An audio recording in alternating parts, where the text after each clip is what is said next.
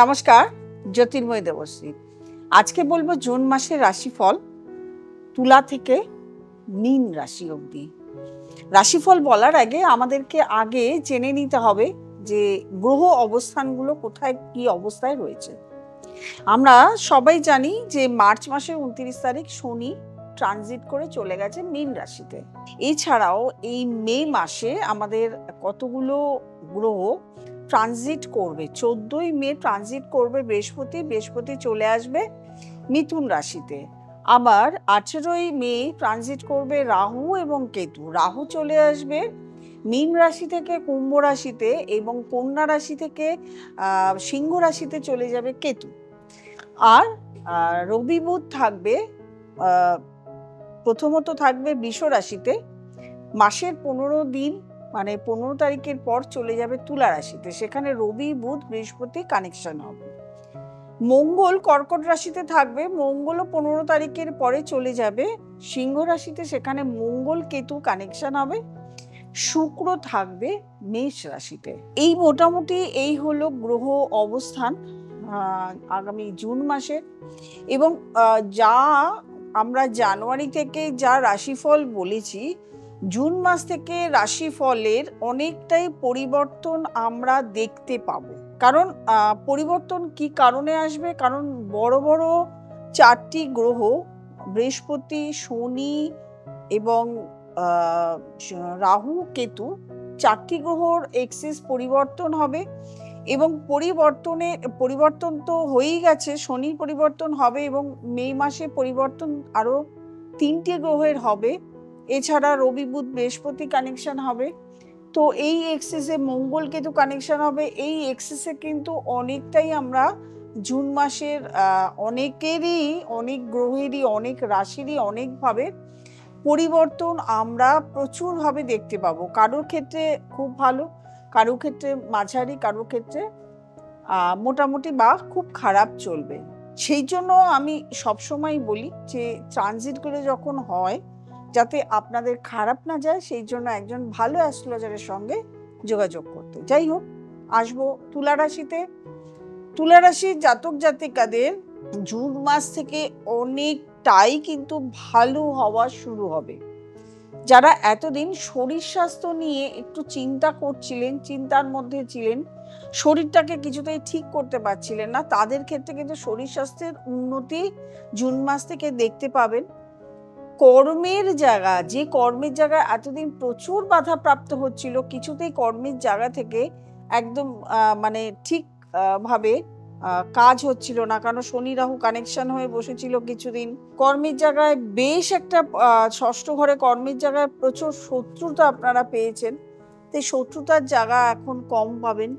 মোটামুটি আপনি শত্রুতা আসার আগেই বুঝে যাবেন যে কর্মক্ষেত্রে আপনার কারা শত্রুতা আমি করতে চাইছে।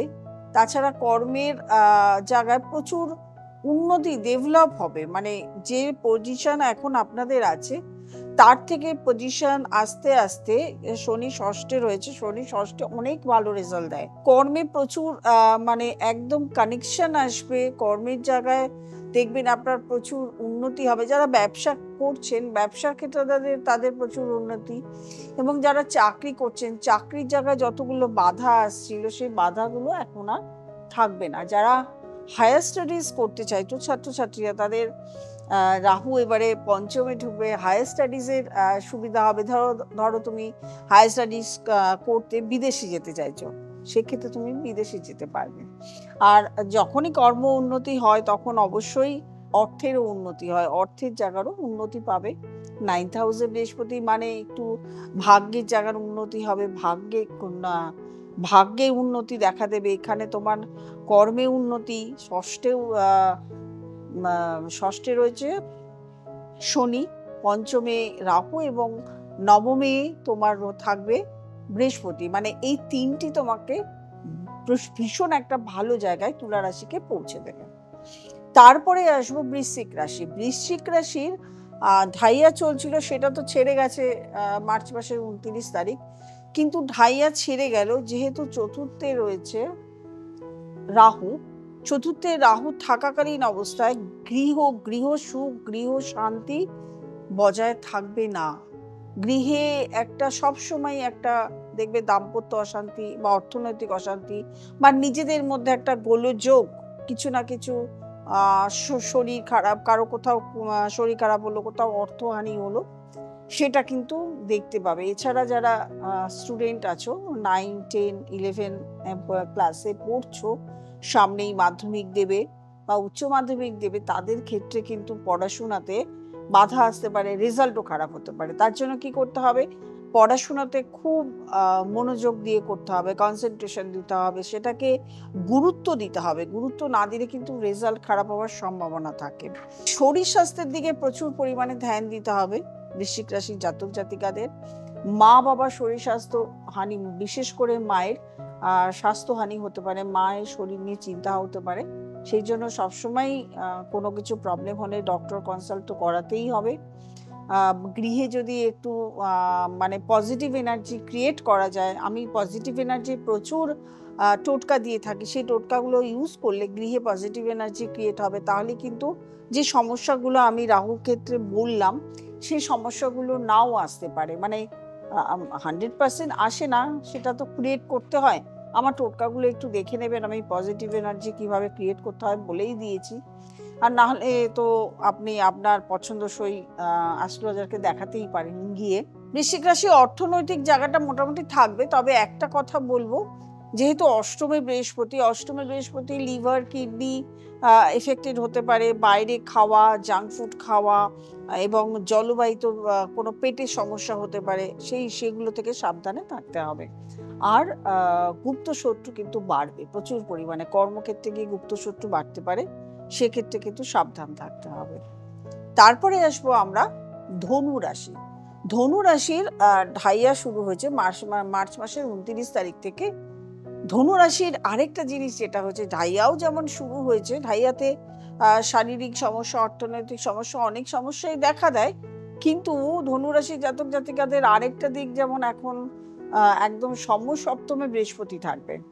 এই সমসপ্তমে বৃহস্পতি থাকার জন্য ঢাইয়ার যে সমস্যা, সেটা কিন্তু আপনারা এত এখন পাবেন না। এই মোটামুটি 1 বছর বৃহস্পতি থাকে, তবে বৃহস্পতির এখন অতিচারী গতির জন্য 18ই অক্টোবর অবধি আপনার 7th হাউসে থাকবে, তারপরে আবার 8th হাউসে চলে যাবে, আবার ডিসেম্বরের 24শে ডিসেম্বর আবার চলে আসবে আপনার 7th হাউসে। এই মাঝখানে একটু উঠাপড়েন থাকলেও মোটামুটিভাবে এই মাসটা, আমি তো জুন মাস বলছি, জুন মাসটা আপনার ব্যবসার ক্ষেত্রে প্রচুর উন্নতি। আপনি নতুন পরিকল্পনা করতে পারেন ব্যবসা নিয়ে, বা নতুন চাকরি, বা যদি বদলি চান বদলি, বা কর্মের জায়গায় প্রচুর উন্নতি, ব্যবসার জায়গায় প্রচুর উন্নতি পাবেন, দাম্পত্য শান্তি পাবেন, অর্থনৈতিক শান্তি পাবেন।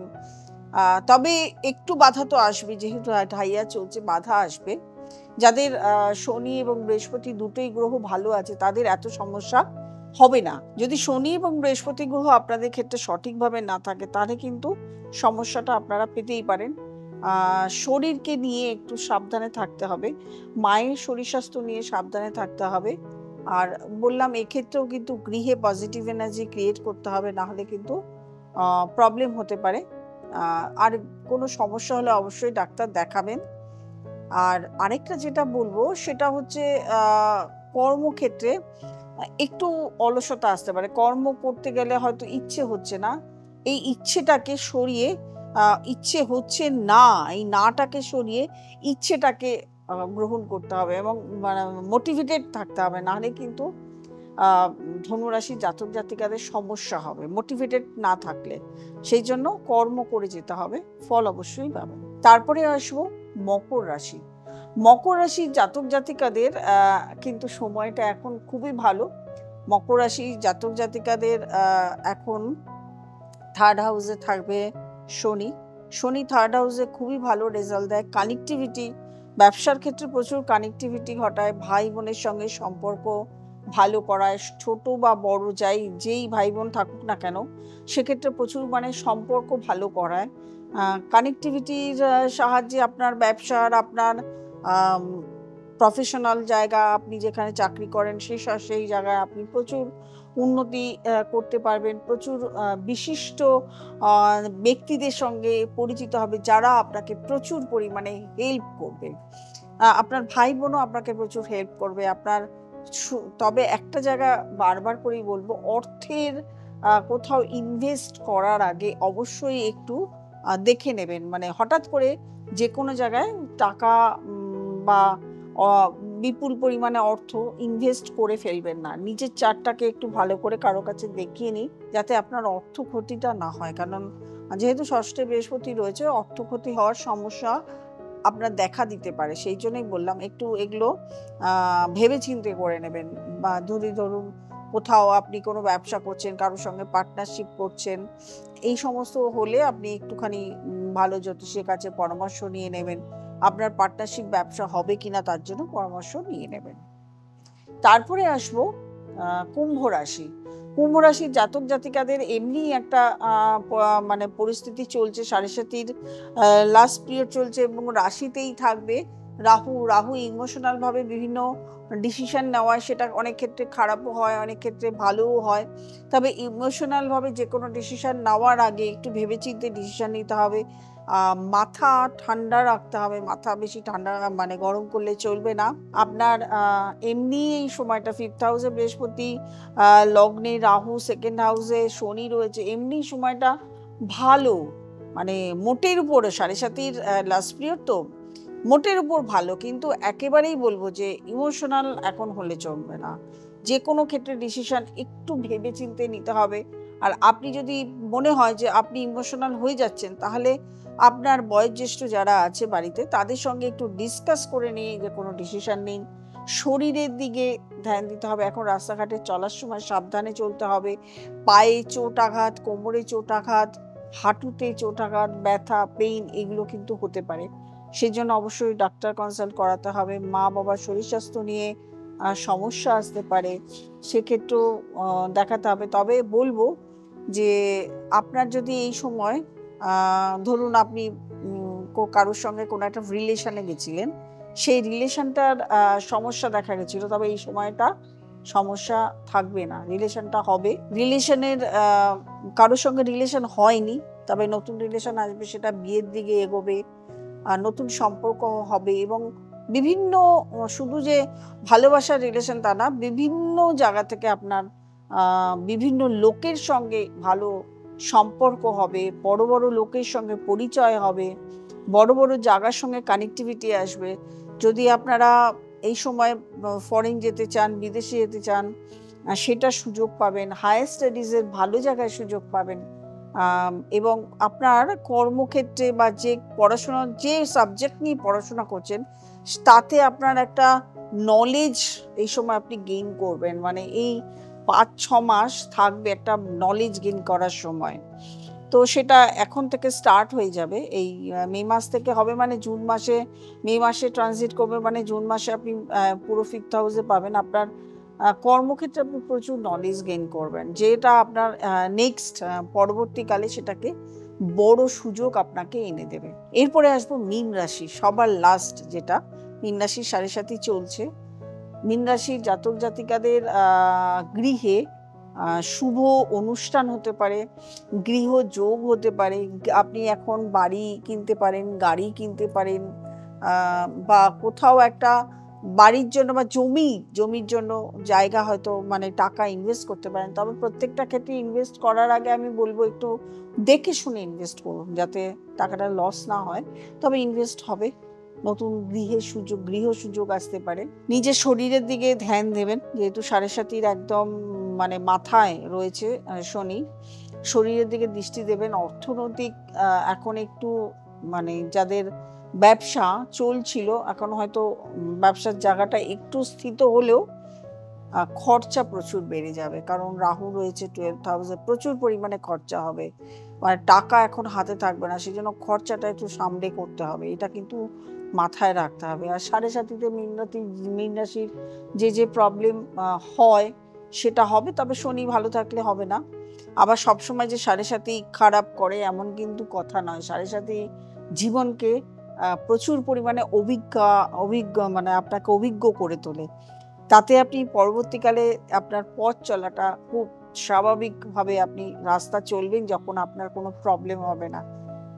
জীবনে এই 7.5টা আসার প্রত্যেকেরই যেমন আসে প্রত্যেকের, কিন্তু দরকার, আমি মনে করি দরকার। 7.5 ভীষণ অভিজ্ঞ করে তোলে। যাই হোক, রাশিফল তো বললাম, রাশিফল বলা শেষ হয়ে গেল। রাশিফল বলা শেষ হওয়ার সঙ্গে সঙ্গে একটা কথা শুধু আমি ট্রানজিট মেনে বলেছি, কিন্তু আপনার date of birth, time of birth, place of birth দিয়ে কোথায় কি অবস্থান করছে সেটা কিন্তু আমি জানি না, মানে আমার পক্ষে সম্ভব না। তার জন্য আপনাকে চেম্বারে দেখাতে হবে। আর যদি চেম্বারে দেখাতে চান তাহলে নিনচেস কলেজে নাম্বারটি রয়েছে, সেই নাম্বারটিতে আপনাকে বুকিং করে চেম্বারে আসতে হবে অথবা অনলাইন কনসালটেশন করাতে হবে। আর যারা নতুন প্রোগ্রাম দেখছেন তারা অবশ্যই লাইক করবেন, কমেন্ট করবেন, শেয়ার করবেন, সাবস্ক্রাইব করবেন আর নোটিফিকেশন অল বেলটি প্রেস করবেন। প্রত্যেকে ভালো থাকবেন, আনন্দে থাকবেন। নমস্কার।